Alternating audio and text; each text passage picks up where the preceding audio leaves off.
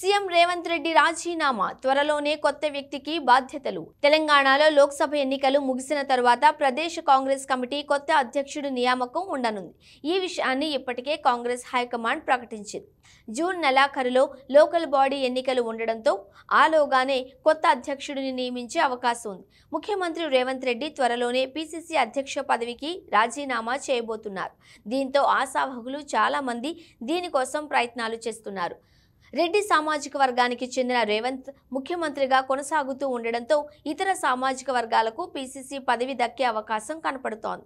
అయితే కోమటిరెడ్డి రాజగోపాల్ రెడ్డి మంత్రి పదవి కావాలని పట్టుబడుతున్నారు. ఆయన సోదరుడు వెంకటరెడ్డి మంత్రిగా ఉండడంతో మంత్రి పదవి దక్కడం కష్టమే అవుతుంది.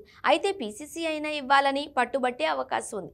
ఎస్సీ ఎస్టీ సామాజిక వర్గానికి చెందిన వారికి ఇవ్వాలని భావిస్తే భట్టి విక్రమార్కకు అవకాశం ఉండవచ్చు. ముఖ్యమంత్రి పదవి కోసం పోటీ పడ్డ భట్టి అదనంగా పీసీసీ బాధ్యతలు ఇవ్వాలని కోరుతున్నట్లు ఆయన సన్నిహితులు చెబుతూ ఉన్నారు. నాగర్ కర్నూల్ లోక్సభ సీటు ఆశించిన సంపత్ పేరు కూడా వినపడుతోంది.